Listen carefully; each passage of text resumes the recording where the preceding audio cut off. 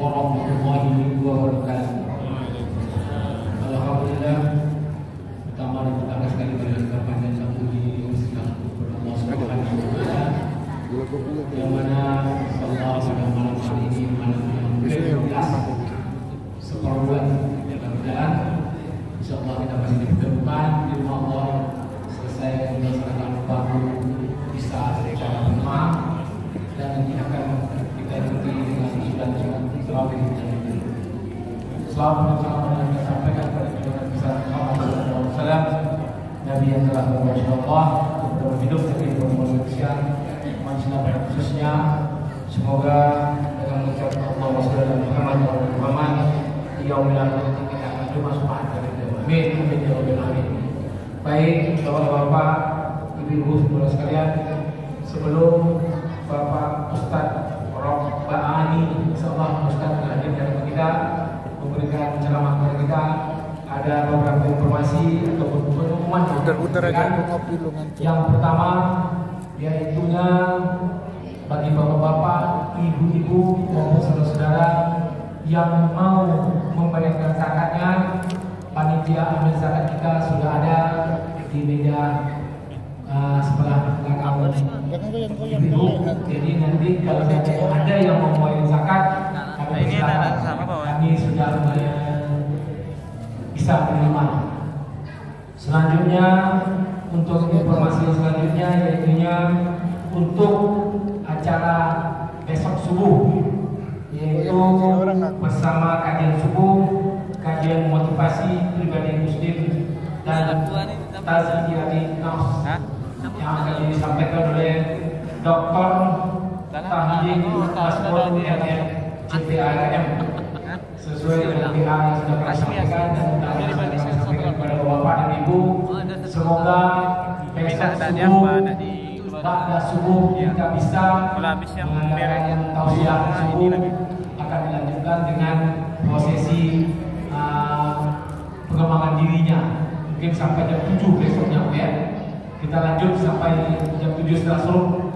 Jadi mohon kepada bapak dan ibu-ibu serta anak-anak di bawah sekalian ya, bapak-bapak beserta istrinya beserta anaknya, karena besok ada prosesi pengembangan diri kita. Untuk selanjutnya untuk acara kita pada tanggal 18 Nuzul Quran. Di sini nanti kita akan berbuka bersama. Jadi tanggal 18 kita akan berbuka bersama di masjid tanggal 18 Maret. Ya. Sedangkan untuk Selasa subuh besoknya nanti ada kajian subuh bersama Kiai Haji Muhibbul Dibri LCMI, pimpinan Pondok Pesantren Hikmatullah dari Kasikat Rokat. Jadi pada kita semua bisa hadir katanya. Amin amin amin. Baik bapak-bapak, ibu-ibu, karena Ustaz kita sudah hadir, kepada bapak Ustaz kami silakan ada selawat.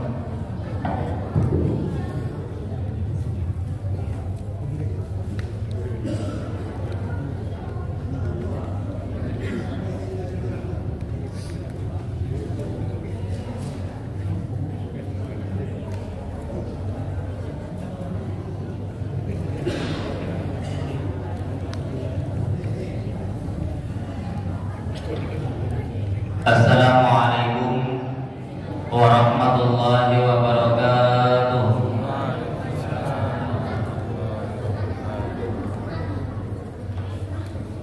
Alhamdulillah,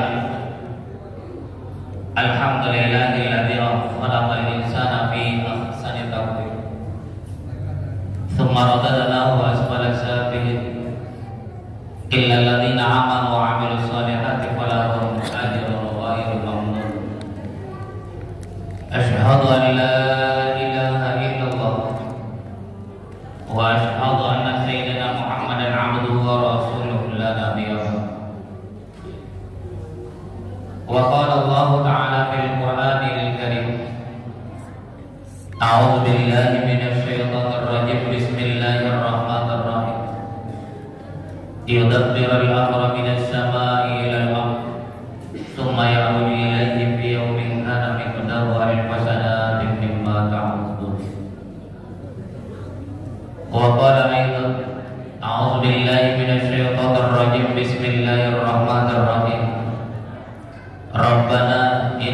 sami'na wa absarna wa sami'na farji'na na'mal shalihan inna muqinun. Sadaqallahul azim. Yang sama-sama kita hormati pengurus masjid kita yang hadir pada malam hari ini, para alim ulama cerdik pandai, seterusnya bapak-bapak, ibu-ibu, para jemaah sholat tarawih dan witir yang dimuliakan oleh Allah Subhanahu wa Ta'ala. Bersyukur kita kepada Allah Subhanahu wa Ta'ala bahwa kita semua diberikan sehat oleh Allah Subhanahu wa Ta'ala. Tidak ada yang kurang sesuatu apapun. Tidak ada halangan kita melaksanakan tarawih. Tidak ada halangan kita melaksanakan witir di masjid kita ini. Kalau kita bandingkan tempat kita ini dengan saudara kita yang tinggal di daerah Mumbai, Sudirman Ujung, dari awal Ramadan mereka sudah gak bisa melaksanakan tarawih, banjir. Kita enggak. Inilah karunia Allah yang luar biasa untuk kita bersama. Sehat itu adalah modal. Sehat itu adalah sebuah kekuatan, motivasi bagi kita untuk mendekatkan diri kepada Allah Subhanahu wa Ta'ala. Selanjutnya berselawat kita kepada baginda Rasulullah sallallahu alaihi wasallam. Allahumma shalli ala sayyidina Muhammad wa ala alihi wa sahbihi ajma'in.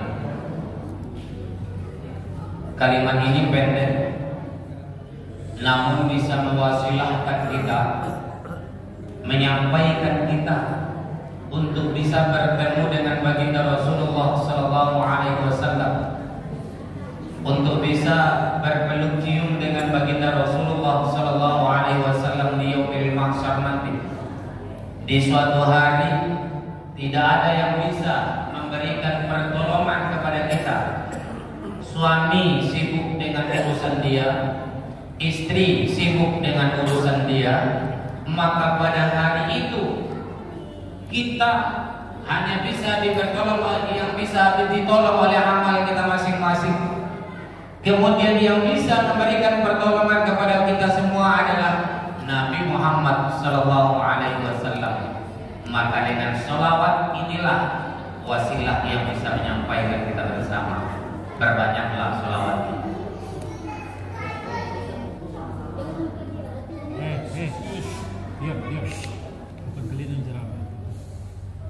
Ibu bapak para hadirin yang dimuliakan oleh Allah Subhanahu wa Ta'ala, judul ceramah kita pada malam hari ini adalah Wakaf mensejahterakan umat. Dalam Al-Quran itu ada yang disebut dengan istilah sedekah wajib dan istilah sedekah sunnah. Kalau kita berpatokan kepada At-Taubah ayat 60, innamas shadaqatu lil fuqara'i wal masakin. Ini pemahaman para alim ulama kita, para ahli mufassir kita, bahwa sesungguhnya sedekah di sini adalah jatuh hukumnya kepada hukum wajib. Maka kalimat innama di dalam ayat surat At-Taubah ayat 60 ini adalah adat khasar. Istilah adat khasar adalah pembatas di luar dari koridor yang 8 orang tersebut, 8 golongan tersebut, maka mereka tidak berhak menerima dari sedekah wajib tersebut. Maka sedekah wajib itu digolongkan dalam Islam dalam bentuk zakat. Lalu yang kedua yang disebut dengan sedekah sunnah, ini yang kita lakukan setiap malam. Setiap bakul berjalan di depan kita, lalu kita masukkan 5.000, kita masukkan 2.000, yang kita masukkan gambar pati murah. Masih ada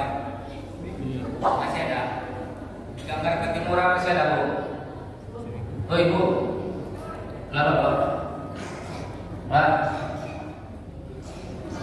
itu yang kita masukkan ke dalam itu disebut dengan sedekah. Lalu ada yang disebut dengan sedekah yang kita ikrarkan. Sedekah yang kita ikrarkan seperti nazar. Mengikrarkannya hukumnya adalah sunat, namun melaksanakannya adalah wajib. Contoh, saya sembuh dari sakitnya yang sudah menahun ini, tanah saya yang di Simpang Arengga itu saya berikan kepada orang yang lebih berhak. Itu nazar. Nah, andai kata istri saya sembuh dari sakitnya, mobil Fortuner ini saya berikan ke Masjid Nurul Falah. Mobil Fortuner ini saya berikan ke Nurul Falah. Melepaskannya sunat, melaksanakannya wajib. Nah, itu sedekahnya sedekah sunat, nazar. Yang ketiga contoh yaitu sedekah sunat lagi yaitu wakaf. Wakaf ini melepaskan juga sunat, namun melaksanakannya wajib. Contoh yang paling katakan dengan kita, tanah saya yang di dekat simpang kuburan itu, simpang kuburan itu tak ada orang yang mau belinya, ya kan Pak? Tak ada orang yang beli tanah itu, sudahlah harganya miring, tak ada orang yang mau beli tanah itu karena takut tinggal di dekat kuburan. Nah, lalu karena sudah sekian lama ditawarkan kepada orang, lalu tidak laku-laku tanah tersebut, dia berkata, tanah saya yang dekat kuburan itu saya wakafkan menjadi mushola. Maka itu disebut dengan wakaf. Ibu bapak para hadirin yang dimuliakan oleh Allah Subhanahu wa taala. Dalam wakaf itu paling tidak ada 4, ada 3. Yang pertama yang disebut dengan mauquf. Mauquf itu adalah barang yang akan diwakafkan. Yang kedua adalah wakif, orang yang akan berwakaf. Yang ketiga adalah orang yang berhak menerima wakaf itu. Dalam hal ini adalah pemerintah. Ibu bapak para hadirin yang dimuliakan oleh Allah Subhanahu wa taala.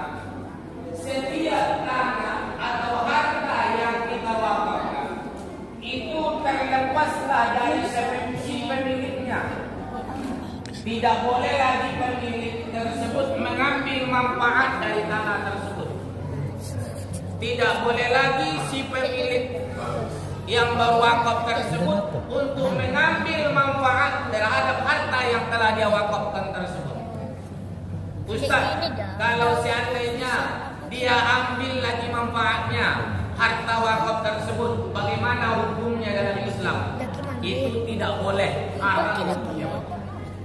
Contoh tanah tadi yang di dekat kuburan itu, karena sudah ramai orang di sana, lalu banyak orang yang lewat di sana, kemudian tanah itu sudah mulai dikelola orang, diambil lagi sama dia, haram hukumnya Pak. Ibu bapak para hadirin yang dimuliakan oleh Allah Subhanahu wa taala. Lalu dari peran apa wakaf ini bisa mensejahterakan umat Islam? Nah, bahwa sesungguhnya ekonomi hari ini tidak baik-baik saja. Bu, lado naik dia bu. Oh ibu, lado naik dia. Dia. Bareh naik aku. Naik. Kalua naik aku, kalua. Hah? Sembako itu, begitu semakin hari itu dalam berita itu dia turun harganya, tapi pada implementasinya dia naik, mulai merangkak sekarang ini. Sedikit demi sedikit dia naik, tapi dia tidak terasa oleh masyarakat kita, karena itu adalah kebutuhan.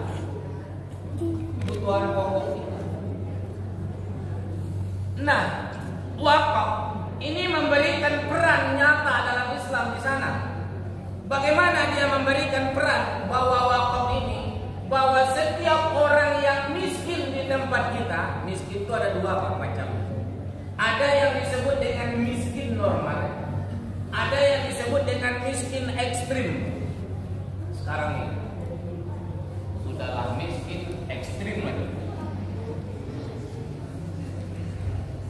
Ini adalah orang yang berhak menerima manfaat dari harta wakaf.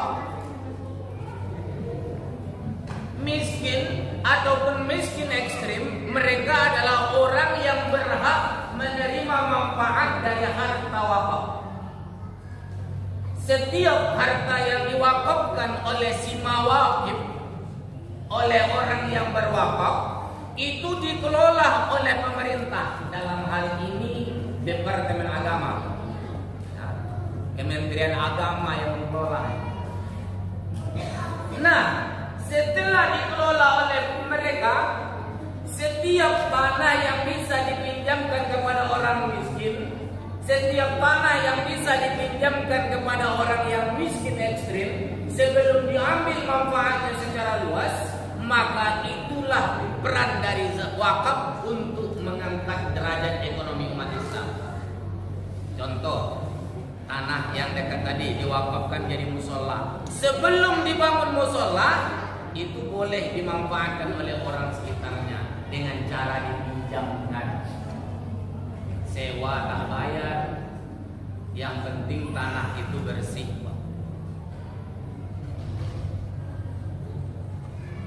Disinilah peran dia mengangkat ekonomi umat. Kalau diinventarislah tanah wakaf di kota kita yang kita cintai ini, Pak, nggak ada orang miskin di Pekanbaru lagi, Pak.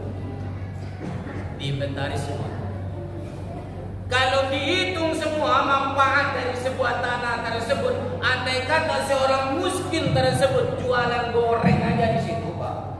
Nah, jualan goreng, di sampingnya dia jualan jus, dia sudah makmur kehidupan dia.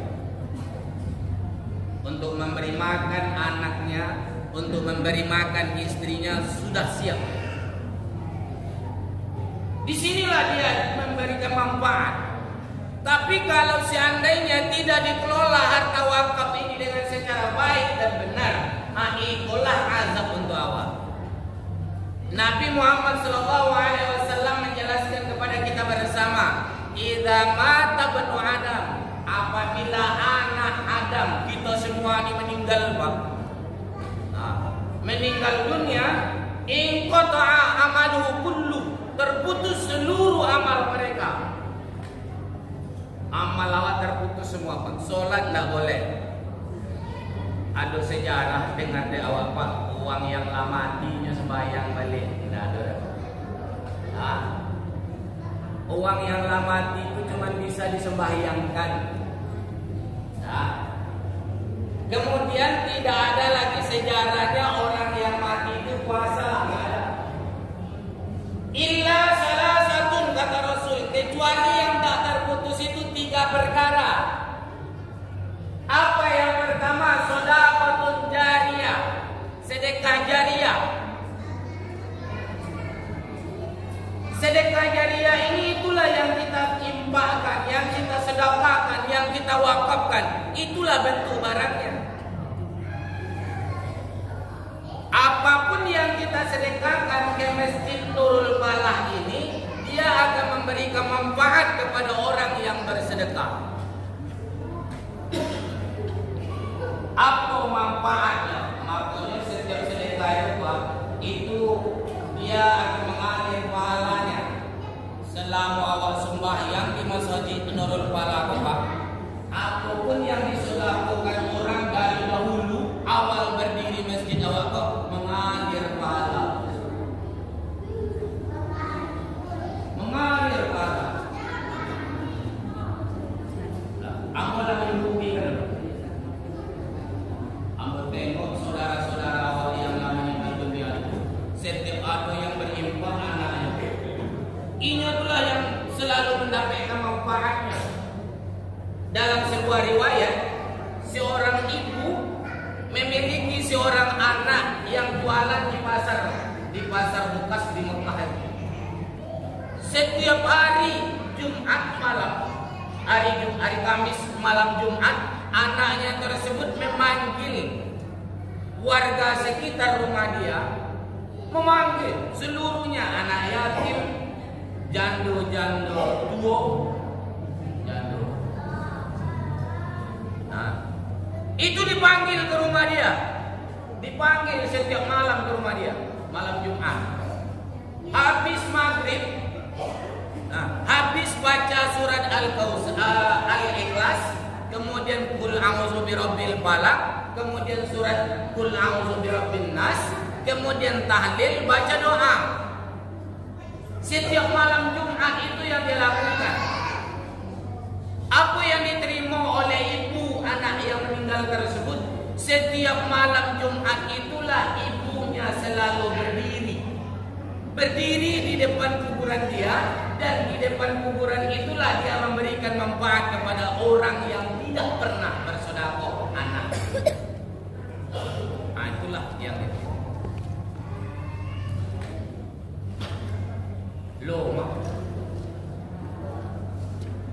Lalu kalau yang kita cari di atas dunia kau, yang pertama pakaian untuk lapuk tu kan.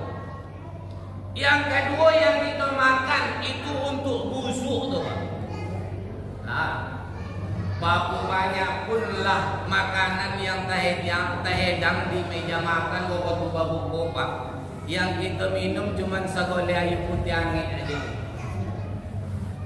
Yang lebih daripada itu tidak ada tu.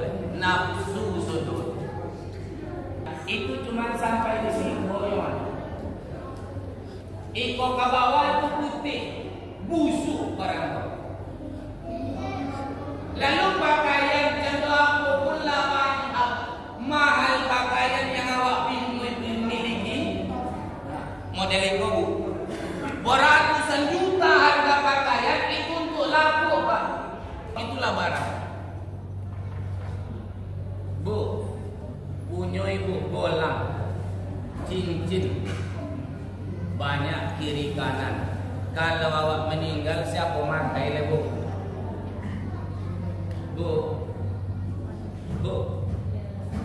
Lalu. Kalau ibu punya bolang, bolang, ya kan? Kemudian anting-anting, kemudian cincin, bagalinggang itu jari awak kok. Kalau ibu mati, siapa yang makai le? Bu, nomor itu ya. Tengah malam jenazah awak itu masih di depan keluarga awak, itu diambil oleh lagi awak tu le. Adik dulu lah. Golang aku cabut ya, cincin aku ambil ya, kalung aku ambil ya. Kalung aku ambil. Siapa makai ya pak?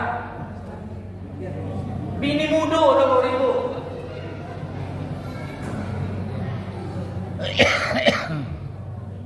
Awak laki-laki jadi itu juga. Apapun yang awak cari di dunia kau, jangan terlalu diikutin bonau. Kebun sawit lawe, jadi bikin bonau itu untuk bisu tu nya, untuk yang kalau tinggal tu nya. Apabila awak mati pak, godang, ya kan pak? Oto ancak, bini godang, tinggal saudara tu pak. Tinggal. Iya bu. Kamu? Bini godang ada pak? Rusak. Tinggal semua pak. Kalau apa tidak pandai menyikapi harta hari kau, tinggal semua. Apabila awak meninggal dunia, harta yang awak cari itu menjadi perpecah belahan antara anak dengan istri awak. Yang punya awak yang mana? Yang awak sedekahkan pak. Yang punya awak yang mana? Yang awak wakafkan pak. Yang mana punya awak? Yang awak nazarkan tadi. Itulah yang punya awak. Lain daripada itu tak punya awak tu apa? Ikut dek bakojo, membangun ruko, tinggal sembahyang. Awak-awak lah tu piawan ke Pak? Antu piawannya Pak. Bu, antu piawannya Bu. Lah. Yang piawan itu Pak, itu umur 50, 55, 60. Itulah piawan. Nggak ada anak manusia yang suka jawab leh, yang main tayawak suang leh Pak, malaikat Israil. Bilo je leh malaikat Israil. Dah. Jadi bukan apa yang kita infakkan, apa yang kita sedekahkan, apa yang kita wakafkan, itulah yang akan punya awal. Ketika malaikat mungkar dan nakir, nah, bertanya kepada orang yang kaya, cuma satu aja yang ditanya Pak. Nah, uang kaya itu banyak hartanya. Nah, kebun sawit banyak, apa semua banyak semua. Cuma satu yang dipertanyakan oleh malaikat mungkar dan nakir itu, wahai fulan, engkau memiliki sebuah mata kapak. Mata kapak. Nah, untuk mengumpulkan kayu itu mata kapak. Engkau dapat dari mana ini? Engkau beli dengan harta mana? Dengan cara apa engkau menjualkannya? Saji itu aja ompek puluh hari, ompek puluh malam malaikat mungkar dan nakir itu bertanya tentang saji mata kapak kayu. Nah, itulah dasar. Kalau seandainya salah dalam aturan Quran, dalam aturan hadis tentang pendapat mendapatkan mata kapak tadi, disitulah malaikat mengazab awak. Disitulah dia mulai mengeluarkan sebuah ungkapan, Rabbana wa absarna wa sami'na farji'na na'mal sholihan inna. Wahai Tuhan kami, kamilah menengok azab engkau yang paling dahsyat. Kamilah melihat satu ekor ular, ekornya satu, kepalanya 7. Disitulah dia menengok. Ini kan satu ekornya, satu pula kepalanya, itu yang awak tengok. Wasami'na, dan kami telah mendengar bagaimana azab engkau ya Allah. Farji'na na'mal sholihan inna muqinun, kata mereka. Maka kembalikanlah kami wahai Allah, walaupun satu hari, na'mal sholihan, kami akan beramal amal yang soleh. Sebelum semuanya itu kita terima, sebelum semuanya itu dicabut oleh Allah Subhanahu wa taala, mari kita mencari amal kita. Dengan harta kita bisa kita beramal. Dengan kesehatan kita bisa beramal. Dengan jalan kaki kita bisa beramal ke masjid yang kita cintai. Semuanya itu adalah bekal menuju hari esok. Ibu bapak para hadirin yang dimuliakan oleh Allah Subhanahu wa taala. Kalau kita urai lebih panjang, tapi cukup sedikit pengajian kita malam hari. Mudah-mudahan ada berkah dapat kita amalkan. Sebelum saya akhiri, saya perkenalkan diri saya, nama saya Ismail. Jadwal kami dengan Ustaz yang malam ini hampir sama. Jadi jadwal saya sebenarnya di Bandung, Ar-Rozak. Jadi malam yang ke-13 saya udah di sana. Lalu entah gimana caranya kok bisa dempet di sana. Jadi diutuslah saya ke sini. Tentu yang digantikan tak sama ya dengan penggantinya. Tentu jadi lebih jago.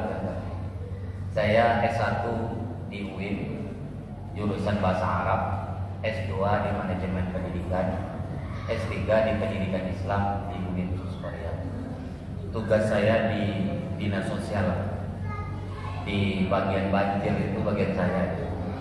Nah, bagian banjir itu bagian saya. Lalu saya tinggal di Kupang, Pak. Kebetulan ada warga kami di sini, orang Batu Bersurat 13 Kota Kampar. Bapak Mufri ini satu kampung. Nah, ya Bu. Kemudian saya tinggal di Kupang, dekat kebun binatang, bukan dalam kebun binatang itu. Nah, mudah-mudahan pertemuan kita ini menjadi silaturahim yang paling bagus di sisi Allah Subhanahu wa taala. Amin. Amin ya rabbal alamin. Kalau ada salah dan janggal saya dalam menyampaikan ilmu ini, saya mohon maaf. Saya mau memaafkan aku juga. Wabillahi taufik wal hidayah. Assalamualaikum warahmatullahi wabarakatuh. Waalaikumsalam warahmatullahi wabarakatuh.